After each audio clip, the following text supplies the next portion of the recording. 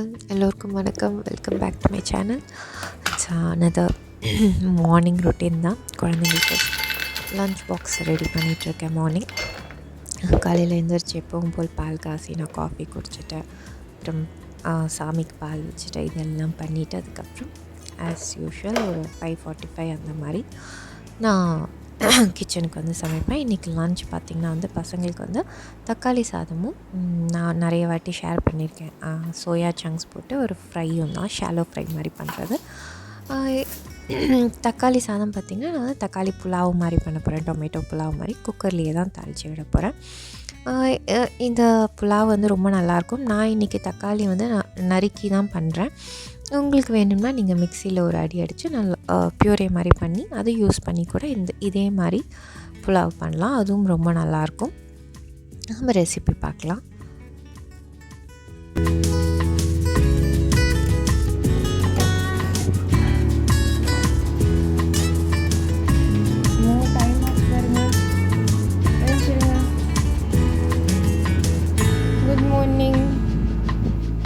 Good morning.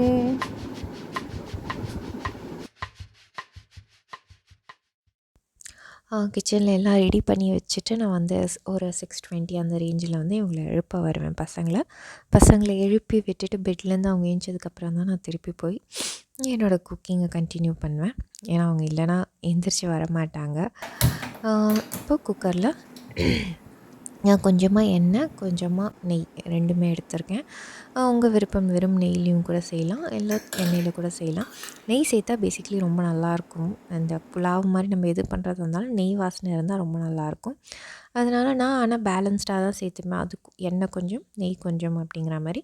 தாளிப்பு பார்த்திங்கன்னா கடுகு 1 ஸ்பூன், ஜீரகம் 1 ஸ்பூன் சோம்பு இதெல்லாம் தாளிச்சிட்டு அது கூடவே பட்டை, லவங்கம், அதுக்கப்புறம் ஒரு பெரிய ஏலக்காய், ஒரு சின்ன ஏலக்காய், அதாவது கருப்பு ஏலக்காய்ன்னு சொல்லுவாங்க, பெருசாக இருக்கும். அது நல்லாயிருக்கும். இந்த பிரிஞ்சி சாதம், புலாவ் அந்த மாதிரி பிரியாணி எல்லாத்துக்குமே நல்லாயிருக்கும்.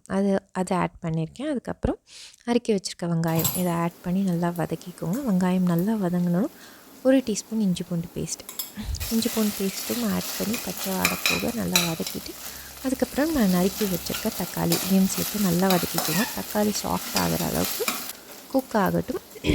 நறுக்கி தான் ஆட் பண்ணணும்னு இல்லை, நீங்கள் அதான் சொல்லியிருக்கேன் முன்னாடியே, மிக்சியில் அரைச்சி நீங்கள் பியூரேவாக யூஸ் பண்ணி கூட பண்ணலாம். அதுவும் நல்லா டேஸ்டியாக இருக்கும். டேஸ்ட்டில் சின்ன டிஃப்ரென்ஸ் தெரியும் நம்ம அரைச்சி செய்யும் போதும், நறுக்கி தக்காளி போட்டு செய்யும் போதும். தக்காளி ஆட் பண்ணிவிட்டு உப்பு சேர்த்து ஆட் பண்ணி பரட்டி விட்டிங்கன்னா சீக்கிரமாகவே குக் ஆகி சாஃப்ட் ஆகிடும். தக்காளி நல்லா சாஃப்ட் ஆனதுக்கப்புறம் நம்ம ரொட்டீன் மசாலாலாம் ஆட் பண்ணிக்கலாம். மஞ்சப்பொடி, அப்புறம் 1 டீஸ்பூன் மாதிரி மிளகாய்த்தூள், 1 டீஸ்பூன் மாதிரி தனியாத்தூள். நான் பச்சை மிளகாய் எதுவும் ஆட் பண்ணலை. ஸோ மிளகாய்த்தூளையே நான் தாராளமாக போட்டுக்கிறேன். நீங்கள் பச்சை மிளகாய் ஆட் பண்ணிங்கன்னா கொஞ்சம் குறைச்சி கூட மிளகாய்த்தூள் ஆட் பண்ணிக்கலாம். அதுக்கப்புறம் பார்த்திங்கன்னா கொஞ்சமாக ஒரு 1/2 டீஸ்பூன் மாதிரி ஜீரகப்பொடி, வறுத்து அரைச்ச ஜீரகப்பொடி அதையும் ஆட் பண்ணி நல்லா வதக்கிக்கோங்க. பச்சை வாடை போக அந்த மசாலா எல்லாம் குக் ஆகணும், போக நல்லா வதங்கிட்டு அதுக்கப்புறமா ரைஸ் ஆட் பண்ணுங்கள். நான் எப்பவும் சொல்கிறது தான், அந்த தக்காளி, வெங்காயம் நம்ம போட்ட பவுடர் மசாலா எல்லாம் சேர்ந்து நல்லா குக் ஆனதுக்கப்புறம் தான் ரைஸ் ஆட் பண்ணணும். எண்ணெய் பிரிஞ்சு வர நல்லா வதக்கணும், அதுக்கப்புறம் ஆட் பண்ணுங்கள். நான் கொஞ்சமாக கொத்தமல்லி, நறுக்கின கொத்தமல்லியும் ஆட் பண்ணியிருக்கேன். கொத்தமல்லி ஃப்ளேவர் வந்து ரொம்ப நல்லாயிருக்கும் இந்த தக்காளி சாதத்தில். நீங்கள் நிறைய இருக்குது அப்படின்னா, நிறைய பிடிக்கும் உங்களுக்குன்னா நிறையவே சேர்த்துக்கோங்க. ஒரு கையளவு கூட நறுக்கி கொத்தமல்லி நீங்கள் சேர்த்துக்கலாம், நல்லாயிருக்கும்.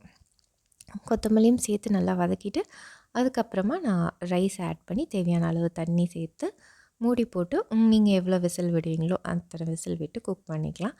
அண்டு நான் நார்மல் சாப்பாடு அரிசியில் தான் பண்ணியிருக்கேன். இது பாஸ்மதி அரிசிலையும் இல்லை சீரக சம்பா அரிசிலையும் ரொம்ப நல்லாயிருக்கும் இதே ரெசிபி. டொமேட்டோ ரைஸ் கிட்டத்தட்ட குஸ்கா மாதிரி இருக்கும் நீங்கள் ஃபைனலி சாப்பிடும் போது.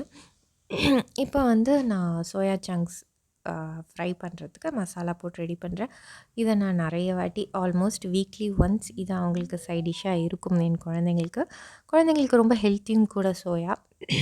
அவங்க விரும்பி சாப்பிட்றாங்கன்னா நீங்கள் முடிஞ்ச அளவுக்கு வீக்லி 4 டைம்ஸ் கூட நீங்கள் இதை சேர்த்துக்கலாம் அவங்களோட டயட்டில். இந்த சோயா பார்த்திங்கன்னா ரொம்ப சிம்பிளான ரெசிபி தான், நிறைய வாட்டி சொல்லியிருக்கேன், இருந்தாலும் சொல்கிறேன். இஞ்சி பூண்டு பேஸ்ட்டு, மிளகாய்த்தூள், தனியாத்தூள், அப்புறம் கொஞ்சமாக கரம் மசாலா, மஞ்சப்பொடி, உப்பு இதெல்லாம் சேர்த்து நல்லா பிசைஞ்சிக்கோங்க. இதுக்கு நீங்கள் வந்து மசாலா நல்லா கோட் ஆகிறதுக்காக நீங்கள் எதுவும் லைக் கார்ன்ஃப்ளாரோ இல்லை எதுவுமே தேவையில்லை.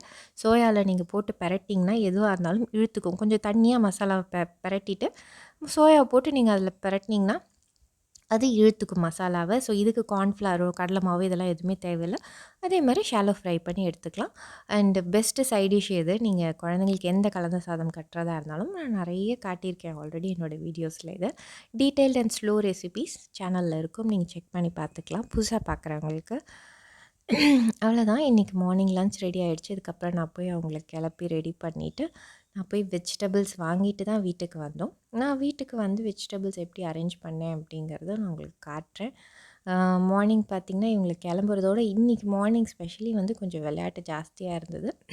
சின்னவங்களோடது மினியும் சின்னவளும் சேர்ந்து ரொம்ப விளையாடிட்டு இருந்தாங்க இன்றைக்கி மார்னிங் தான். ஸோ நான் இப்போ எல்லாம் முடிச்சுட்டு லன்ச் பேக்லாம் பண்ணி கொடுத்துட்டு வெஜிடபிள்ஸ் வாங்கிட்டு வந்து நான் அரேஞ்ச் பண்ணும்போது நான் உங்களோட ஷேர் பண்ணிக்கிறேன் நான் எப்படி வெஜிடபிள்ஸ் எல்லாம் ஸ்டோர் பண்ணுறேன் அப்படிங்கிறத.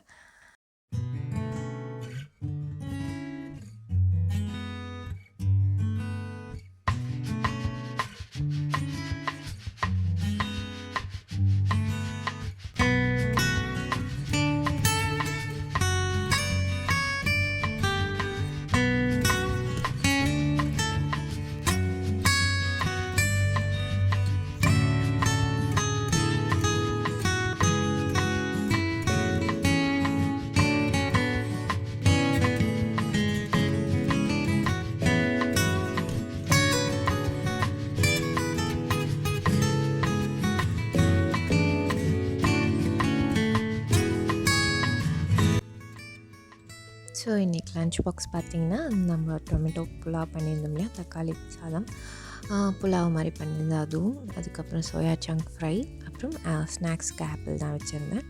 ஸோ இப்போ நாங்கள் எல்லாம் ஸ்கூலில் அவங்கள ட்ராப் பண்ணிவிட்டு காய்கறிலாம் வாங்கிட்டு வந்துட்டு இருந்தேன். நான் நேற்றே வந்து ஃப்ரிட்ஜில் டீப் க்ளீன் பண்ணுன்றதுக்காக தான் நான் மண்டே ஒரு சண்டே நான் போய் வாங்கலை. க்ளீன் பண்ணிவிட்டு வாங்கலாம், இருக்கிறத ஃபுல்லாக செஞ்சிடலாம் அப்படிங்கிற மாதிரி நான் ஃபுல்லாக க்ளீன் பண்ணி எம்டி பண்ணி வச்சுருந்தேன். ஸோ நிறைய வாங்குகிற மாதிரி இருந்தது. நான் எல்லாமே வாங்கியிருக்கேன்.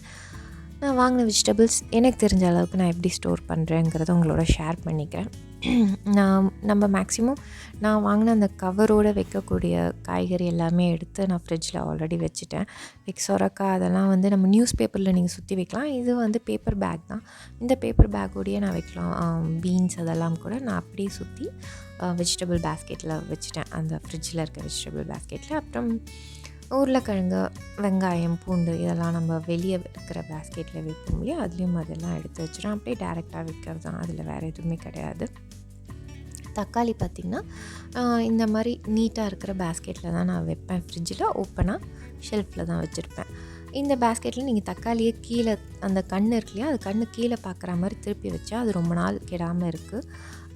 நான் நிறைய நம்ம டிப்ஸ் பார்ப்போம் வீடியோஸில், நானும் அந்த மாதிரி நிறைய விஷயங்கள் பார்க்குறது உண்டு. பட் எது எனக்கு ஒர்க் அவுட் ஆச்சோ நான் அதை தான் இவ்வளோ நாள் ஃபாலோ பண்ணிகிட்ருக்கேன். ஆனால் தக்காளி உண்மையிலேயே நீங்கள் இப்படி திருப்பி கண் வந்து கீழே பார்க்குற மாதிரி திருப்பி நம்ம வச்சோம்னா அது கெடாமல் இருக்குது. வெளியே வச்சாலும் ஒரு அளவுக்கு அது சீக்கிரம் பழுத்து இதுவாகாமல் இருக்குது. பட் ஃப்ரிட்ஜில் வச்சா எனக்கு நியர்லி வந்து 1 வீக் மேலே ஆனாலும் எதுவுமே ஆகிறதில்ல, நல்லாயிருக்கு. அப்புறம் நான் ஸ்ப்ரிங் ஆனியன் வாங்கிட்டு வந்தேன் பசங்களுக்கு சைனீஸ் பண்ணுறதுக்கு. நான் ஸ்ப்ரிங் ஆனியனும் நம்ம எப்படி கீரையெல்லாம் ஸ்டோர் பண்ணுவோமோ அதே மாதிரி நீங்கள் வந்து கட் பண்ணிவிட்டு எவ்வளோ தேவையோ அது மட்டும் நீங்கள் வச்சுக்கோங்க. அந்த லீவ்ஸ்லாம் நம்ம நிறைய வேஸ்ட்டாக தான் போகும், நம்ம தூக்கி போடுவோம். இல்லைனா அந்த முனையில் வந்து கொஞ்சம் எல்லோவாக ஆகிருக்கும். அதெல்லாம் கட் பண்ணிவிட்டு தேவையானதை இந்த மாதிரி டிஷ்யூ பாக்ஸில் போட்டு வச்சுக்கோங்க. ப்ரோக்கோலி நான் வந்து கட் பண்ணி க்ளீன் பண்ணிவிட்டு ஒரு பாக்ஸில் எடுத்து வச்சுருக்கேன். பச்சை மிளகா பார்த்திங்கன்னா காம்பு கிள்ளிட்டு நம்ம இந்த மாதிரி டிஷ்யூ பாக்ஸில் நான் நிறைய பச்சை மிளகா வாங்கிட்டு வந்திருக்கேன். அடிக்கடி உப்புமா செய்வேன், அது ஒரு ரீசன் நான் பச்சை மிளகா நிறைய வாங்கிறதுக்கு காரணம். ஏன்னா ஒன்று அவல் உப்புமா, இல்லைன்னு சேமியா உப்புமா, ரவா உப்புமா, இது 3ம் ஒரு ரொட்டீனாக பண்ணிக்கிட்டே தான் இருப்பேன் நான் வீட்டில். லைக் சாயந்தரம் டிஃபன் கேட்டாங்கன்னா கூட நான் திடீர்னு அவல் உப்புமா பண்ணுவேன். ஸோ பச்சை மிளகா நிறைய தேவைப்படும். 2 பாக்ஸில் நான் அதை ஸ்டோர் பண்ணியிருக்கேன். கேரட் பார்த்திங்கன்னா நான் ஆல்ரெடி ஒரு வீடியோவில் ஷேர் பண்ணியிருப்பேன். கேரட் வந்து நீங்கள் தண்ணியில் வச்சு வைங்க, அதெல்லாம் ஒர்க் அவுட் ஆகல. தண்ணியிலே வச்சாலும் நம்ம டெய்லியுமே எடுத்து அந்த தண்ணியை மாற்றணும், இல்லைனா கெட்டு போகுது. ஸோ இந்த மாதிரி 2 பக்கம் அதோட கார்னர் மட்டும் கட் பண்ணிவிட்டு ஒரு ஏர்டைட் பாக்ஸில் போட்டு வச்சா கெடுறது கிடையாது. கொத்தமல்லி, கருவேப்பிலை இது 2மே வந்து நான் வந்து காம்போட தான் ஸ்டோர் பண்ணுறேன். அந்த காம்புலேருந்து உருவி நீங்கள் கருவேப்பிலை ஸ்டோர் பண்ணிங்கன்னா ரொம்ப நாள் வராது. குட்டி குட்டி காம்போடு நீங்கள் ஸ்டோர் பண்ணிங்கன்னா அந்த காம்பு இருக்கு இல்லையா, அதோடய வச்சா ரொம்ப நாள் வருது. 2 வீக்ஸ் ஆனால் அப்படியே இருக்குது. நான் இது வந்து புதினா வச்சுருக்கேன். இப்போது புதினாவையும் நான் ஃபுல்லாக ஆஞ்சி எடுத்து வச்சா 2 நாள் கழித்து எடுத்து பார்த்திங்கனாலும் அது கொஞ்சம் அழுகி தான் இருக்கும். இதே நீங்கள் காம்பு கீழே அந்த வேரை மட்டும் நறுக்கிட்டு நம்ம இந்த மாதிரி ஃபுல்லாக அந்த காம்போடையே நம்ம நல்லா டிஷ்யூ பேப்பரில் சுற்றி ஒரு ஏர்டைட் கண்டெய்னரில் வச்சா 4-5 டேஸ் கழித்து நீங்கள் ஓப்பன் பண்ணிங்கனாலும் எப்படி வைக்கிறீங்களோ அப்படியே இருக்கும் ஃப்ரெஷ்ஷாக. ட்ரை பண்ணி பாருங்கள். நான் வந்து முன்னாடியே நம்ம கருவேப்பிலாம் உருவி ஒரு டப்பாக்குள்ளே போட்டு வைப்போம். அது நம்ம உருவி போட்டு வச்சது ஆஞ்சி போட்டு வச்சதெல்லாம் ஒரு 2 நாள் தான் இருக்கும். 2 நாளுக்கு அப்புறம் அது என்ன இருந்தாலும் கருப்பாகும், கொஞ்சம் அழுகிட்டும் வரும். ஆனால் இந்த மாதிரி காம்போடு இருக்கும்போது அது ரொம்ப 1 வீக் மேலேயே 2 வீக்ஸ் ஆகும்போது கூட நான் அடுத்த வாரம் எடுத்து பார்த்தாலும் அப்படியே ஃப்ரெஷ்ஷாக இருக்கும். லைக் கொத்தமல்லி நீங்கள் வந்து அப்பப்போ கீழே நம்ம ஒரு பஞ்சாக வைக்கிறீங்க அப்படின்னா அதுக்குள்ளே வந்து எல்லோ லீவ்ஸ் இருந்ததுன்னா அது அப்பப்போ எடுத்துகிட்டு க்ளீன் பண்ணிவிட்டு திருப்பி கொத்தமல்லி வச்சிங்கன்னா அப்படியே இருக்கும். கருவேப்பிலையும் நீங்கள் காம்போடு வைங்க, ரொம்ப நாள் அப்படியே இருக்கும். புதினாவும் நீங்கள் யூஸ் பண்ணுற வரைக்கும் 2 நாள் 3 நாள் ஆகும்னா காம்போடையே கீழே வேரை மட்டும் நறுக்கிட்டு வச்சுருங்க. ஸோ நேற்று எம்டியாக அந்த ஃப்ரிட்ஜ் இன்றைக்கி ஃபுல்லாக இருக்குது. இப்படி தான் நான் ஆர்கனைஸ் பண்ணியிருக்கேன். அண்ட் இந்த வீடியோ உங்களுக்கு பிடிச்சிருந்தா கண்டிப்பாக சப்ஸ்கிரைப் பண்ணி சப்போர்ட் பண்ணுங்கள். தேங்க்யூ ஃபார் வாட்சிங்.